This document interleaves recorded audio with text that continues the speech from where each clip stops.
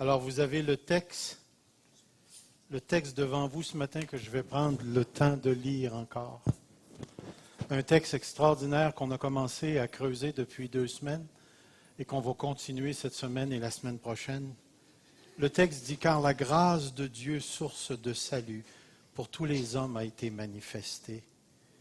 Elle nous enseigne à renoncer à l'impiété et aux convoitises mondaines et à vivre dans le siècle présent selon la sagesse, la justice et la piété, en attendant la bienheureuse espérance et la manifestation de la gloire du grand Dieu et de notre Sauveur Jésus-Christ, qui s'est donné lui-même pour nous afin de nous racheter de toute iniquité et de se faire un peuple qui lui appartienne, purifié par lui, zélé pour les bonnes œuvres. » Alors Seigneur, guide-nous ce matin encore une fois à travers ce texte pour que nous puissions en saisir la profondeur, Père éternel.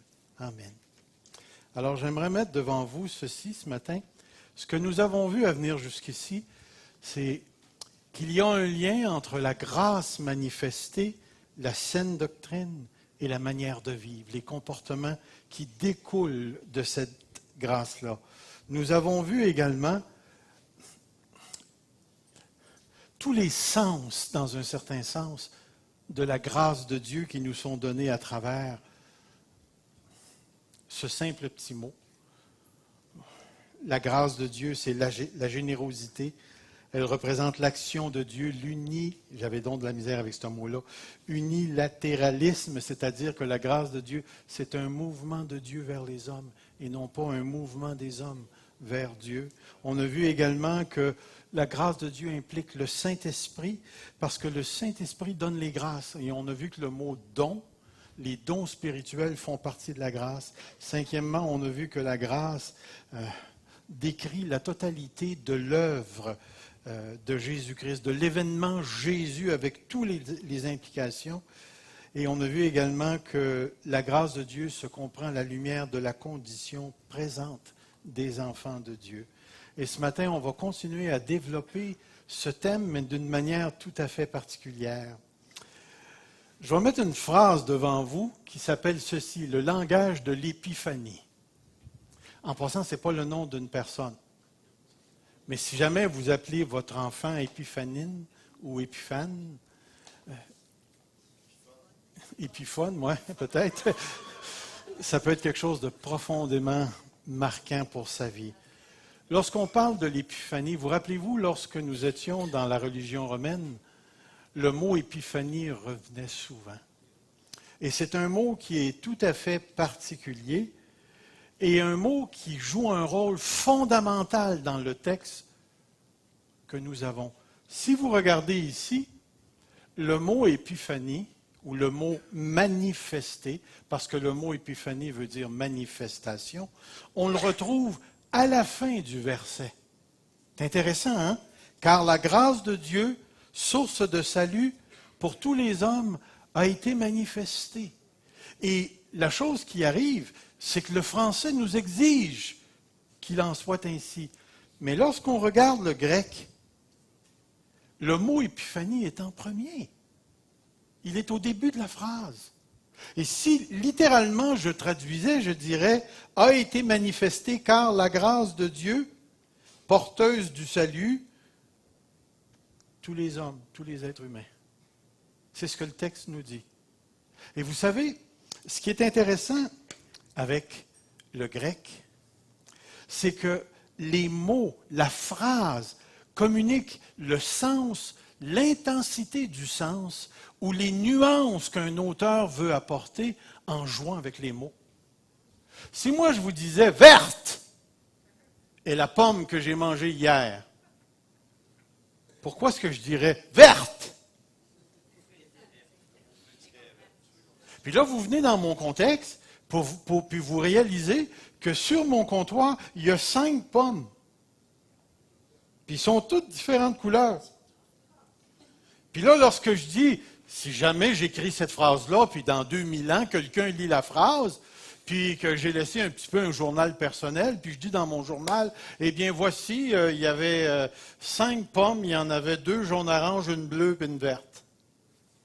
Puis là, je commence ma phrase en disant « Verte est la pomme que j'ai mangée. » Alors, vous allez peut-être prêcher sur la pomme bleue, la pomme jaune, la pomme ci. Puis là, vous allez être capable de dire « Vous étiez sur le comptoir. » Mais quelle est la sel qui a transformé mon estomac?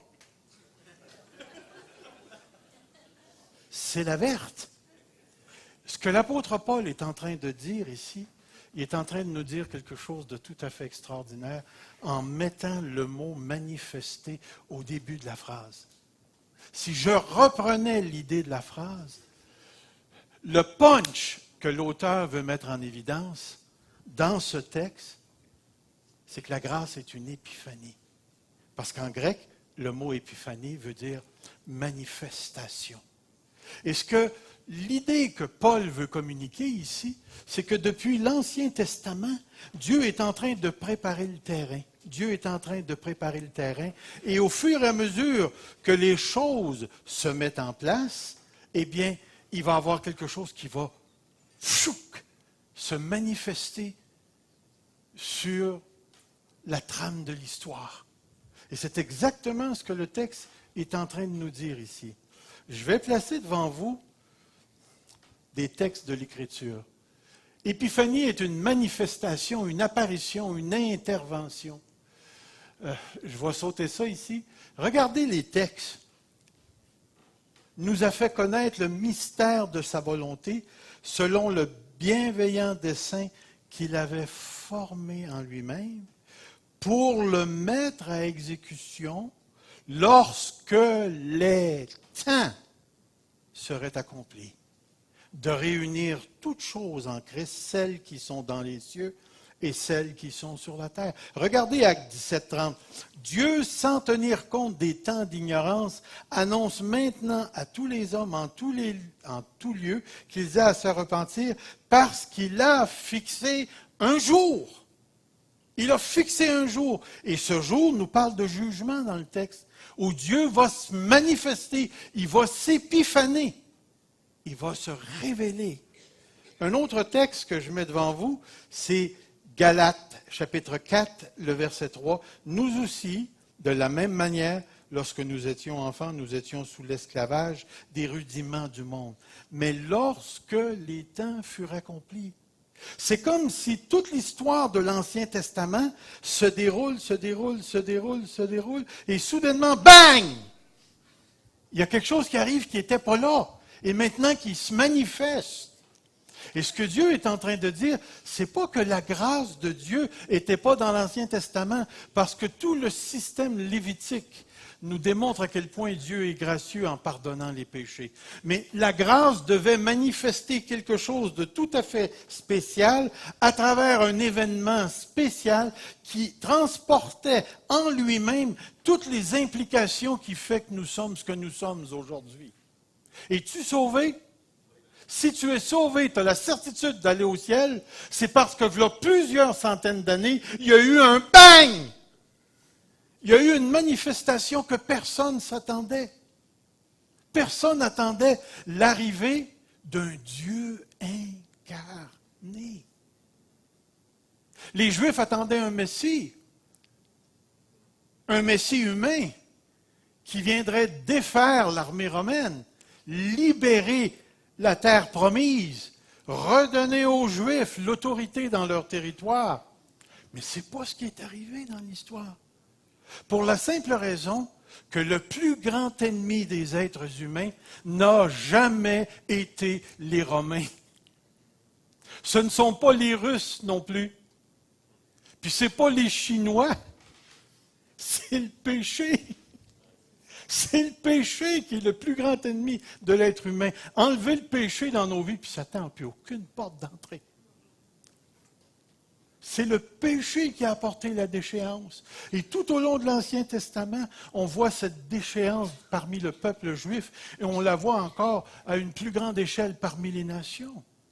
Et la grâce de Dieu, remarquez, la grâce de Dieu, source de salut, a été manifestée. Ce qui est important, là, il y a une raison fondamentale pourquoi l'apôtre Paul, dans le texte, met l'emphase, merci chérie, met l'emphase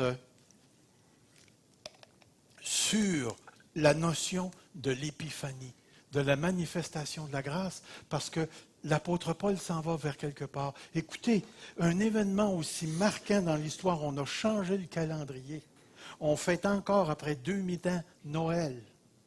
On parle encore de la résurrection. On parle de la Pâque. C'est vrai que le monde l'a transformé en chocolat, mais il reste qu'on parle encore de la Pâque aujourd'hui. Même si aujourd'hui, ces fêtes commencent à s'effriter dans la culture occidentale, il reste que fondamentalement, toute notre éthique, le bien, la justice, la liberté, et ainsi de suite, et tout, est fondé sur le christianisme, est fondé sur un événement particulier qui a donné naissance à toute l'histoire. C'est impossible de comprendre le Québécois sans comprendre sa religion.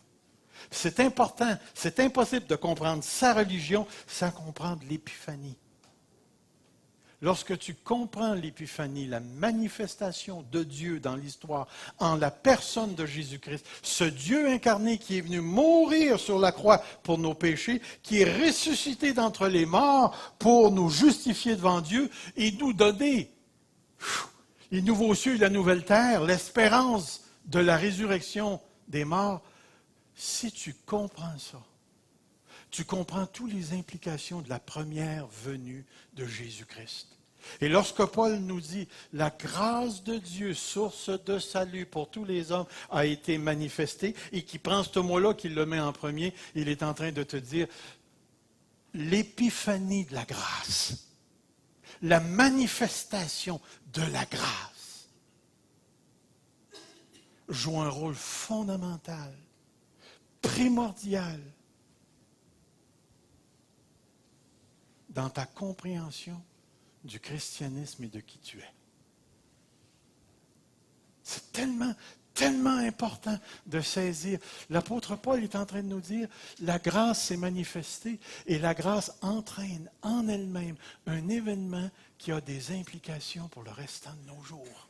C'est ce qu'il est en train de nous dire à ce point-ci. C'est pourquoi c'est tellement important pour nous de saisir cette vérité-là.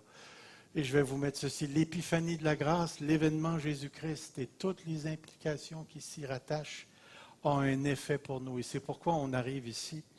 La grâce de Dieu nous est présentée comme un pédagogue. La grâce de Dieu, elle est enseignante. Et l'apôtre Paul sait parfaitement ce qu'il est en train de dire.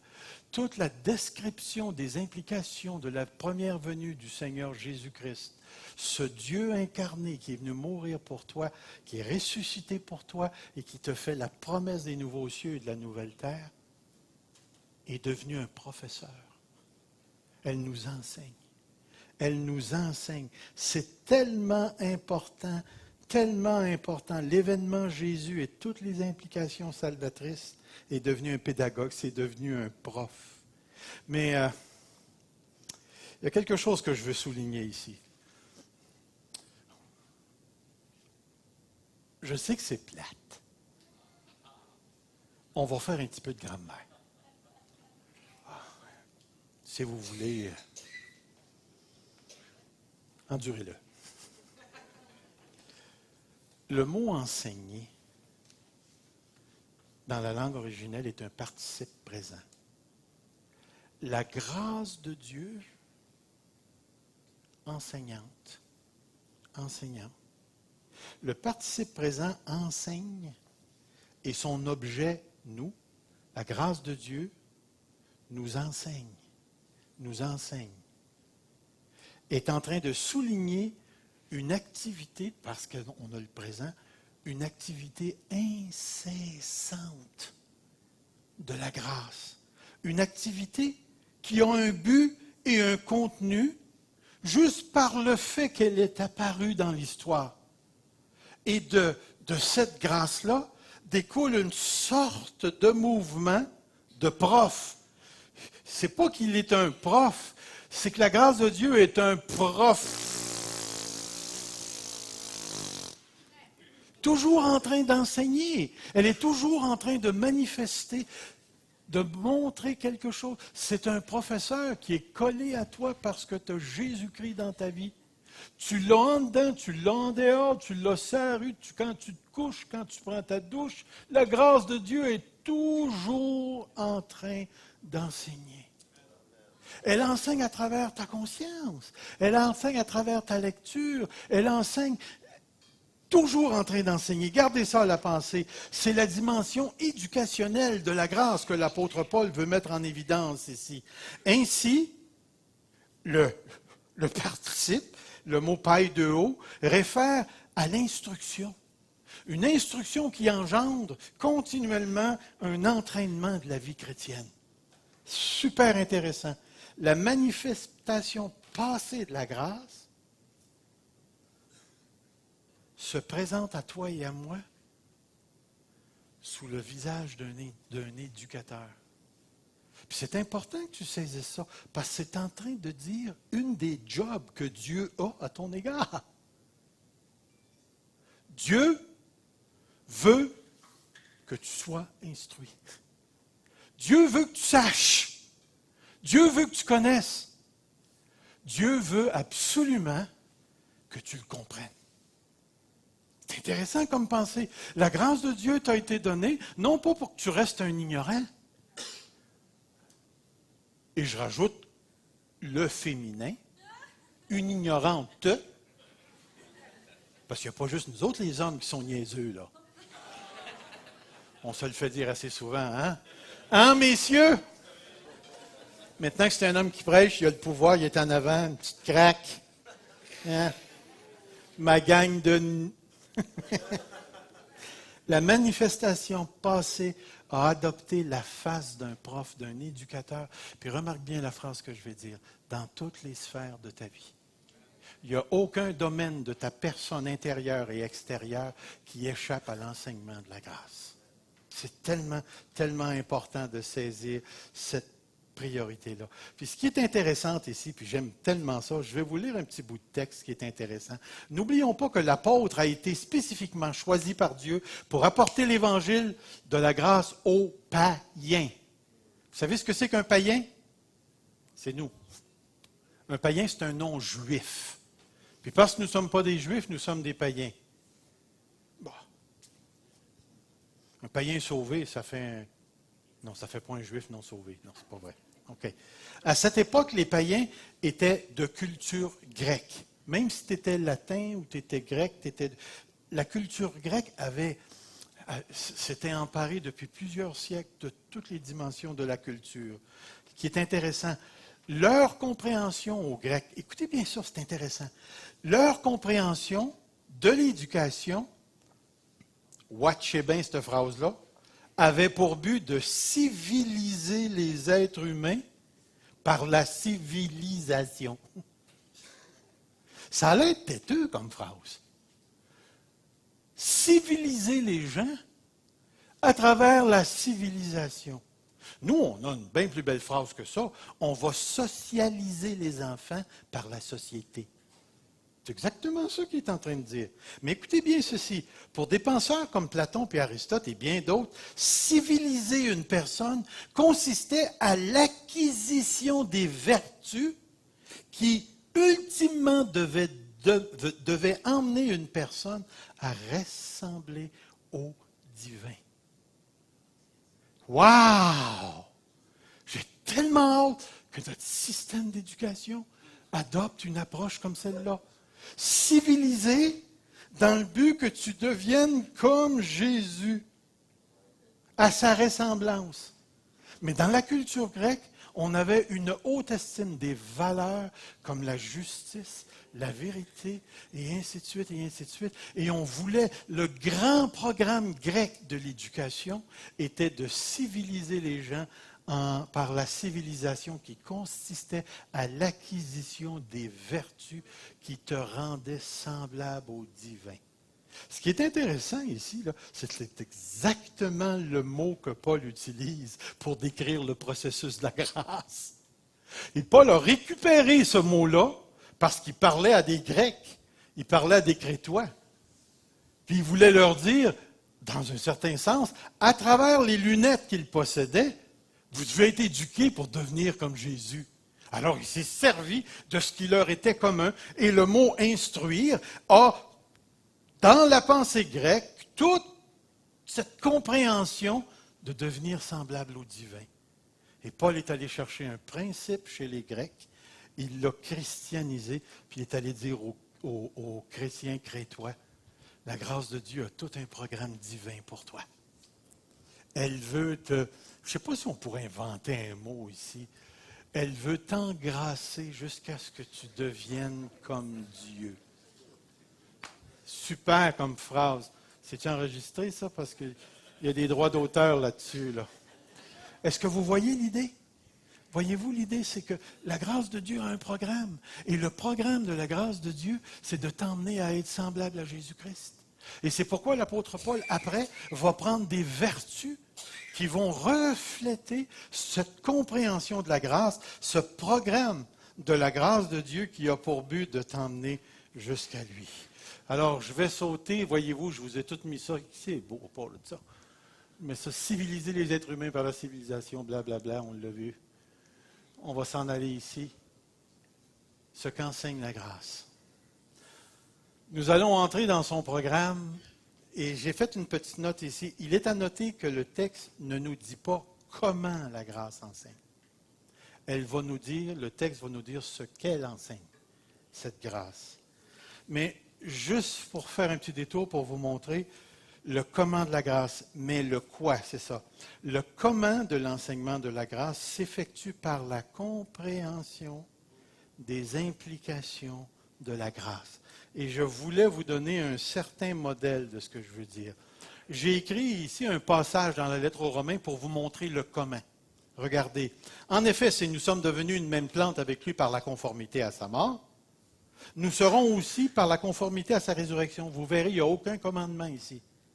Sachant que notre vieil homme a été crucifié avec lui, puis remarquez encore une fois, afin que le corps du péché fût détruit, pour que nous ne soyons plus esclaves du péché. Ce qu'il est en train de dire là, ici, là, c'est on est devenu une même plante avec Christ pour être libéré du péché. 7. Car celui qui est mort, on sait que c'est Christ, est libre du péché. Or, nous sommes morts avec Christ. Nous croyons que nous vivrons avec lui. Sachant que Christ, ressuscité des morts, ne meurt plus, la mort n'a plus de pouvoir sur lui, car il est mort et c'est pour le péché qu'il est mort. Il est mort une fois pour toutes, il est revenu à la vie, c'est pour Dieu qu'il vit. Qu'est-ce qu'il est en train de dire? Christ est mort, tu as été uni avec lui. Christ, le péché n'a plus de pouvoir, rien de ça. Maintenant, Christ vit pour Dieu. C'est pour ça qu'il est marqué au verset 4. On a été unis, on a été baptisés dans sa mort, afin qu'on soit libérés du péché. Avez-vous regardé un commandement ici? Il n'y a aucun commandement ici. Aucun commandement. Tout ce qui nous décrit, c'est que ce que la grâce a fait. Ce que la grâce a fait. Ce que la grâce a fait, c'est que Jésus-Christ, ton union avec lui, t'a emmené à être libéré du pouvoir du péché. Mais regardez ensuite ce qui va venir. Regardez ainsi. Vous avez le petit mot ainsi qui est très, très, très important. On n'a pas le temps de le regarder, mais il nous introduit à quelque chose. Voici les commandements. Parce que tu es uni avec Jésus-Christ, regardez-vous. Parce que tu es uni avec Jésus-Christ, regardez-vous. Voyez-vous comment la grâce enseigne? Parce que tu as vécu une expérience avec Christ, il va découler. Tu es devenu une même plante avec lui, tu es ressuscité d'entre les morts avec lui. Maintenant, tu as une nouvelle vie, tu vis pour Dieu. Voici maintenant ce que tu dois faire. Parce que tu as eu ça, voici ce que tu dois faire. C'est le comment de la grâce. C'est le comment. Regardez-vous comme mort au péché, comme vivant pour Dieu en Jésus-Christ. Verset 12, que le péché ne règne donc point dans votre corps mortel. N'obéissez pas à ces convoitises. Tous les commandements découlent du fait que tu as vécu quelque chose avec Christ. Il va dire, ne livrez pas vos membres au péché comme des instruments d'iniquité, mais donnez-vous vous-même à Dieu comme étant vivant de mort que vous étiez. Offrez vos membres comme instruments de justice. Toute l'éthique, la pratique, l'obligation découle du fait que tu as eu une expérience avec Jésus-Christ. Ça, c'est le comment de la grâce. Mais nous, ce qu'on veut entendre, c'est le quoi. Qu'est-ce que la grâce enseigne? Et on arrive ici, le premier enseignement de la grâce. Êtes-vous prêts?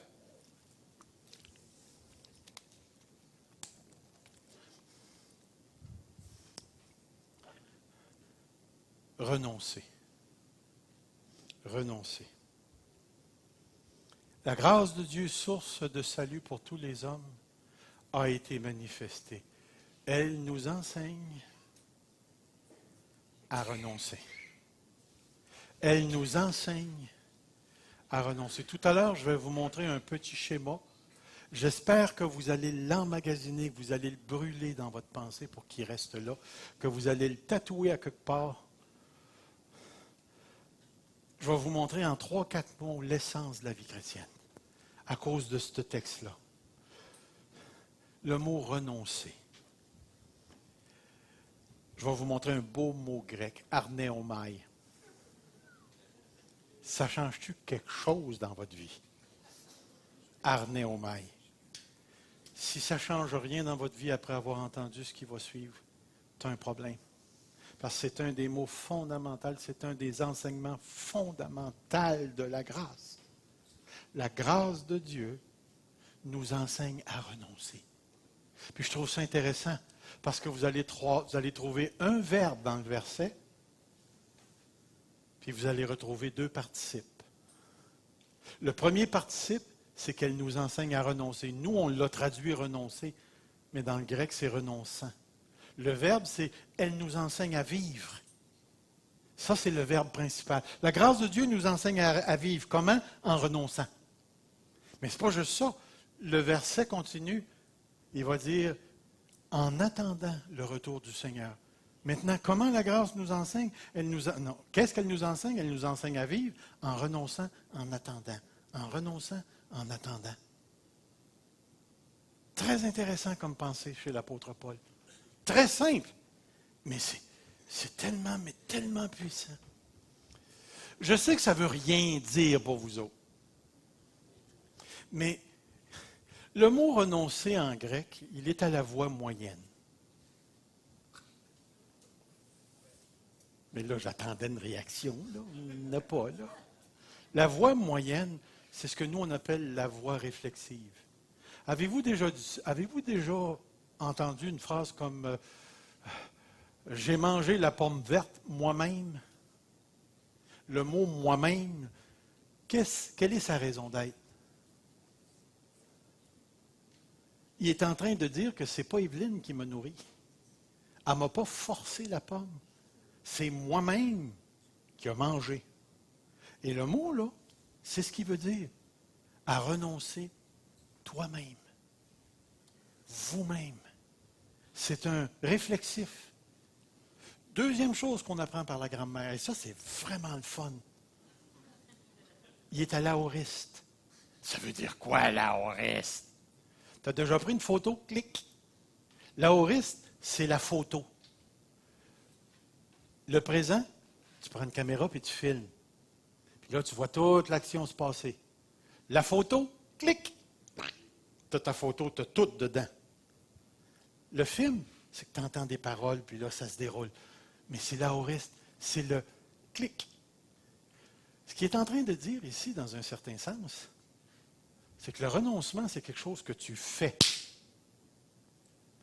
C'est un moment initial. Mais ce qui est intéressant, et c'est là, c'est de valeur que le français ne nous communique pas ça, mais c'est pour ça qu'on a des enseignants. Ce qui est le fun, là, c'est qu'il est allé, Paul, braquer le mot aoriste entre 2 présents. Ce qui veut dire que selon la langue, tu gardes cette notion initiale du renoncement. Suivez-moi bien ici, manquez pas le punch. Tu gardes le moment initial du renoncement, mais lorsque l'aoriste est pogné entre 2 présents, il acquiert l'idée aussi de continuité. C'est comme s'il dirait, là, partez!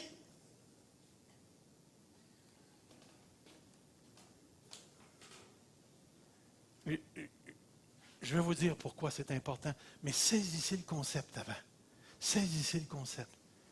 Le renoncement a un moment initial. Clic. Quand tu as été sauvé, tu as renoncé à quoi? Tu as renoncé à quoi? Si tu as renoncé à rien, tu n'es pas sauvé. Tu as renoncé à ta vieille vie.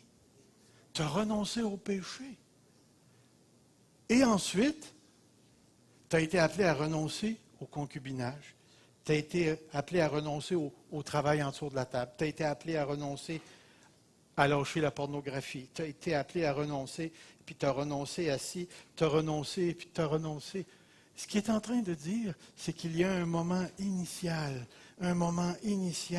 où pour recevoir la grâce de Dieu, tu dois renoncer à ta vie passée, te repentir. Mais c'est seulement le moment initial. Parce qu'une des caractéristiques de la vie chrétienne, c'est que tu vas être appelé à renoncer à plusieurs choses et à plusieurs moments dans ta vie. Devant la grâce de Dieu, ce prof par excellence va t'enseigner la vie et à tout bout de champ, il va te dire, ça, je ne l'accepte pas, abandonne-le. Ça, je ne l'accepte pas, abandonne-le. Ça, je ne l'accepte pas, abandonne-le. La grâce de Dieu en tant que prof va prendre ta vie en main et te dire ce qu'elle ne veut pas. Le mot renoncer, là, veut dire non. Ou veut dire renier. Celui qui me reniera devant les hommes, je le renierai devant mon Père. Changez le mot. Celui qui renoncera à moi devant les hommes, je renoncerai à lui devant. Le mot est profondément fort ici. Et puis, lorsque je me suis mis à réfléchir sur ce concept du renoncement, j'ai réalisé à quel point ce concept-là est super important. Et je vais vous dire pourquoi. J'aimerais vraiment que, ici, là, vous ouvriez votre cœur. Vous ouvriez vos oreilles du cœur. Et je te demande, Saint-Esprit, de commencer à nous parler ici. Parce qu'un des grands fléaux de l'Église de Dieu en Occident, c'est sa permissivité. Elle se permet toute chose. Lorsque je réfléchissais à ce texte, puis que je me préparais ce matin, il y a un exemple tellement têteux et banal qui est venu à ma pensée, qui a rapport à moi. Il y en a ici, surtout là, qui savent que j'aime les chips. Puis j'ai remarqué une chose.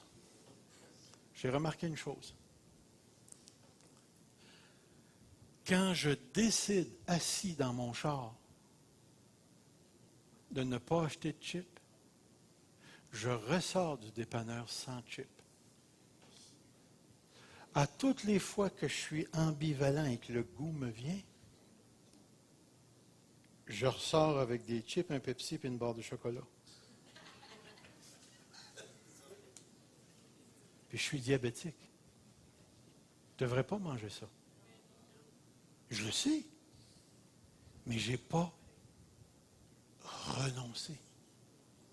Je n'ai pas renoncé. Puis j'ai remarqué qu'à toutes les fois que j'avais renoncé dans le char, je ressortais avec juste les choses qu'Evelyne m'avait demandées. C'est-à-dire, ces crottes de fromage, non.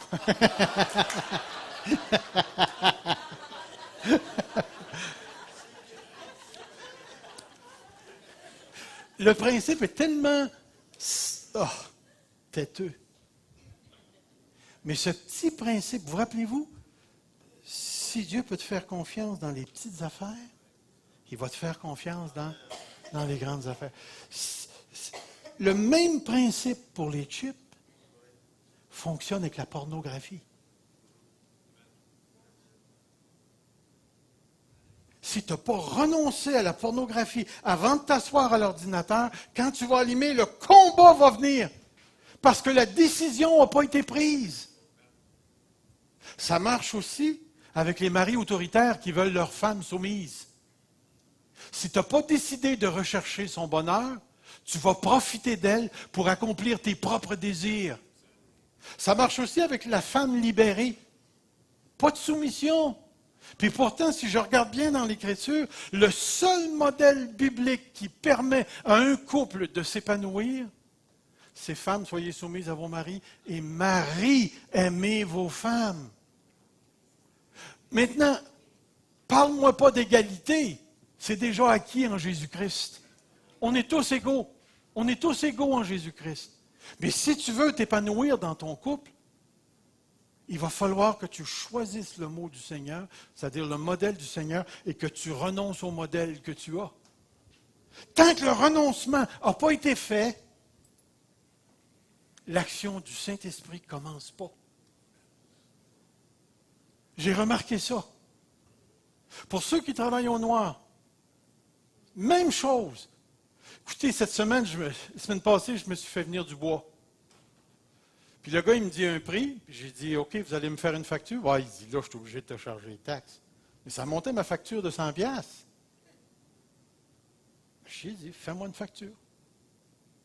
Fais-moi une facture. Il est venu livrer mon bois, puis il m'a chargé 100 piastres plus cher. La décision a été prise en dedans, rendez à César ce qui est à César. Dieu s'occupera bien du reste. Frères et sœurs, il y a des gens ici qui ont littéralement choisi de ne pas aimer leur conjoint. Ils n'ont pas renoncé à leurs priorités puis leur bonheur personnel.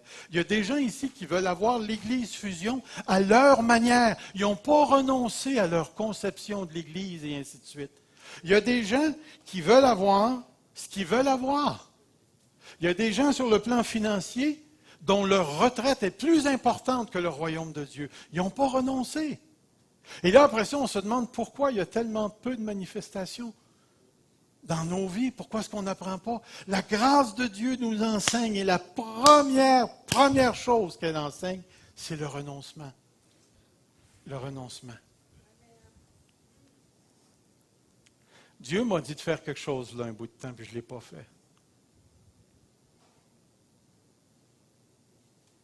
Et je l'ai fait.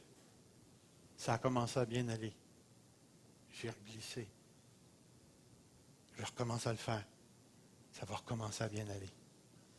Le renoncement, là, frères et sœurs, là, dans notre culture, on est tellement axé sur notre bonheur, tellement axé sur nos plaisirs, tellement axé sur ma volonté, tellement axé sur... Puis là, écoutez, il y a un côté négatif à ça, mais il y a un côté extrêmement positif. Saviez-vous que le renoncement t'introduit à des dimensions spirituelles qui dépassent le normal de la vie chrétienne? Savais-tu que de renoncer à quelque chose t'ouvre une porte au niveau de la grâce qui te permet de connaître des choses qui sont beaucoup plus grandes encore que le miracle? Savais-tu que le renoncement, c'est l'entrée dans la sainteté pratique? C'est l'entrée dans la sainteté qui te permet de communier avec Dieu d'une manière tout à fait extraordinaire. Des fois, je suis assis dans ma chaise puis je me dis, Seigneur, je m'inquiète de mon futur, je m'inquiète de ma retraite, je m'inquiète de mon corps, je m'inquiète de ma santé. Puis là, à un moment donné, le Seigneur renonce. Renonce. Puis, Seigneur, ici qu'avec moi, ce n'est pas une question de négocier, mais une question de raisonner. Si tu meurs, tu t'en vas où? Je sais que ce qui m'atteint est bien plus grand. Si tu renonces à ta retraite, puis que tu finis dans un foyer handicapé, so what? Mon corps va mourir d'une manière ou d'une autre. Renoncer à ta carrière. Combien de fois je suis venu devant Dieu pour dire, Seigneur, je me sens inutile, Seigneur, je me sens inutile. Le Seigneur dit, renonce. Si moi je veux que tu sois inutile pendant un bout de temps, c'est ma volonté. Bien, sois inutile. Si c'est ce que Dieu veut. Frères et sœurs, êtes-vous d'accord avec moi que tout ce que Dieu veut produit l'épanouissement? Êtes-vous d'accord avec ce principe-là? Même quand tu ne le vois pas, même quand c'est contraire à tes désirs, le renoncement, là, c'est pas quelque chose.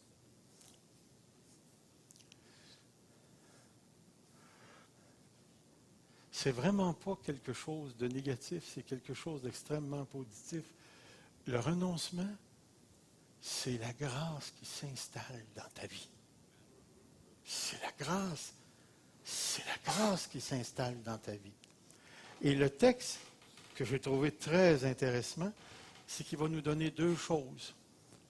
Il dit renoncer à l'impiété et au désir mondain. Renoncer à l'impiété et au désir mondain. L'impiété, là, je vais vous lire un petit texte. L'impiété réfère à l'idolâtrie associée à toutes sortes d'actions mauvaises qui décrivent la vie dans ce monde d'une manière irreligieuse, sans Dieu et déterminée par l'incrédulité. Tout ce qui est incrédulité dans ta vie, c'est de l'impiété que Dieu va t'emmener à renoncer. Ensuite, les mauvais désirs. C'est intéressant parce que les désirs en soi, non, ça va. Les désirs en soi sont pas mauvais. Est-ce que tu désires des chips? C'est pas mauvais désirer des chips. Mais c'est lorsque le désir s'accapare de toi. Et le seul Dieu qui te gouverne dans ce moment-là, c'est Ruffle.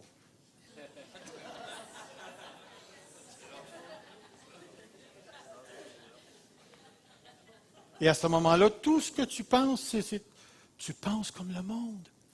Tu penses comme le monde sans Dieu, à satisfaire tes propres passions. Enfin, j'emploie un exemple tellement banal là, pour que vous puissiez voir à quel point le principe fonctionne à ce niveau aussi, mais il fonctionne dans les péchés graves. Tout ce qui est impie. Le mot désir n'est pas mauvais, mais c'est lorsqu'il est associé à quelque chose qui est en dehors de la volonté de Dieu. Entre vous et moi, là, êtes-vous d'accord pour dire que le sexe est une bonne chose? Écoutez, regardez-moi, là. Je suis le résultat du sexe. Puis je suis tellement content que mon père et ma mère m'ont fait. C'est une très bonne chose. Mais prends le sexe, transporte-le en dehors du mariage. Et ça devient impur. Pourquoi? Parce que le grand Dieu qui contrôle tout l'univers a structuré l'univers en disant que la sexualité fonctionne à l'intérieur d'un couple monogame, c'est-à-dire non pas polygame, plusieurs, mais monogame, un homme, une femme, et aussi que ça devait être hétérosexuel, c'est-à-dire un homme et une femme. Tout ce qui sort de ce cadre-là est en contradiction avec la volonté de Dieu. Et c'est ce qui est priorisé dans notre société. Et aujourd'hui, les chrétiens sont poignés avec la pornographie. Certains, j'ai eu des cas de bestialité, d'inceste dans leur vie et de relations prémaritales. Vous ne viendrez pas me dire, oh, il faut que je rajoute l'homosexualité, j'ai eu à dealer avec ça aussi. Mais tu regardes tout ça, là, et tu dis, si seulement ils renonçaient pour entrer dans le cadre de Dieu, ces gens-là vivraient une harmonie, une expérience conjugale, relationnelle, épanouissante. Voyez-vous l'idée? La grâce de Dieu s'est manifestée parce qu'à la chute, on a tout déformé, on a tout tordu. Et maintenant, la grâce de Dieu vient détordre, restructurer pour nous permettre de jouir de ce que Dieu a déterminé pour nous. Frères et sœurs, tout au long de la vie chrétienne, nous serons appelés à renoncer. Nous serons appelés à renoncer. Ce matin, j'avais l'arme à l'œil facile. Quand il y a des moments émotionnels comme ceux-là qui me viennent, on dirait qu'aujourd'hui, après 30 quelques années de vie chrétienne, j'ai appris que, l'émotion, Dieu veut parler. Dieu veut parler. J'ai encore 35 diapos que je suis supposé de vous montrer dans le prochain 3 minutes. Ça va aller la semaine prochaine, je ne peux pas. Mais je savais que Dieu m'arrêterait sur le mot renoncer. Parce que c'est la chose, c'est le fléau le plus grand dans la société occidentale. On veut une spiritualité qui dépasse le cadre de la soumission. Guéris, guéris, Seigneur, guéris. Mais je ne me soumettrai pas. Je ne me soumettrai pas. Seigneur, fais-moi du bien. Oui, oui, Seigneur, il va te faire du bien. Mais toi, tu pars, puis tu vas concubiner, tu vas forniquer, tu vas regarder ce que tu ne devrais pas, et ainsi de suite. Frères et sœurs, renoncer, c'est quelque chose de super important. Et c'est pourquoi ce matin, je sens à l'intérieur de moi qu'on doit faire un appel ce matin. Je vais demander à Martin qu'il vienne au piano, qu'il me mette un petit fond musical. Je vais demander aux gens de venir en avant ce matin si Dieu vous appelle à renoncer. N'est pas si tu n'as pas l'intention de renoncer. Si tu veux choisir la médiocrité dans ta vie spirituelle, go. Go. Continue à faire ce que tu fais. Mais si tu as soif de Dieu, mais je vais aller plus loin que ça, si tu n'as pas soif de Dieu, il faut que tu viennes. Il faut que tu viennes mettre ta vie à terre ici, puis renoncer. Parce que le renoncement va t'emmener dans des régions que tu n'expérimentes pas présentement. Tu sais, on parle des gros péchés, là. Mais parlons des péchés intérieurs, l'orgueil, l'égoïsme, la cupidité. Les gens qui se nourrissent des péchés des autres pour les dire à tout le monde. La calomnie, le mépris, qui sont toutes des choses intérieures qui sont attachées à l'impiété. Un matin, je t'ai enragé. Je t'ai enragé après une personne, moi. Parce qu'aujourd'hui, à 58 ans, j'ai un passé que je peux regarder et je dis, oh, si seulement j'avais renoncé là. Aujourd'hui, je serais là. Mais parce que je me suis entêté, puis que j'ai continué à l'intérieur de mon cœur à vouloir ma volonté. Dieu ne m'a jamais écrasé. S'il y a une chose que j'ai découverte personnellement avec Dieu, c'est sa patience. Des fois, là, je lui disais à Dieu, si moi j'avais été Dieu, je m'aurais écrasé avec le gros pouce, puis pff, tu sais, comme quand on effoire une coccinelle. C'est exactement ce que j'aurais fait avec moi-même. Une chance que je ne suis pas Dieu. Mais tout ce que je peux vous dire, c'est que dans sa tendresse et dans sa grâce, Dieu est prêt à faire pour toi ce que tu n'as pas encore connu. Si seulement tu veux renoncer à ce qu'il te demande maintenant, pas tout à l'heure, maintenant, ce que tu dois renoncer maintenant. La grâce de Dieu va te prendre en main. Elle va t'enseigner quelque chose juste à toi, dans tes circonstances. Où es-tu ce matin? Si tu as envie de te mettre au pied du Seigneur, je t'invite. Viens. On ne priera pas avec chaque personne. C'est toi qui vas parler à Dieu. Et quand tu auras fini de parler à Dieu, retourne à ta chaise. Mais viens pour renoncer à quelque chose. Seigneur Dieu, parle-nous ce matin. Oh, viens, Seigneur.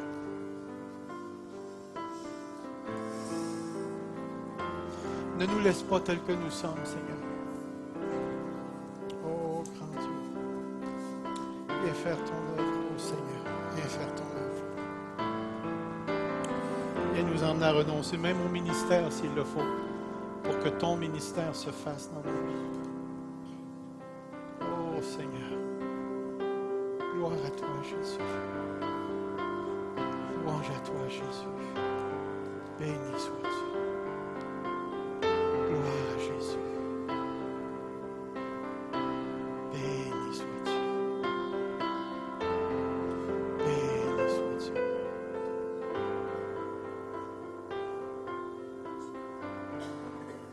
faites la décision de renoncer et ensuite demandez que Dieu, dans sa grâce, vous enseigne. Viens, Seigneur. Viens faire ton œuvre. Viens faire ton œuvre, mon Dieu. Emmène-nous à renoncer.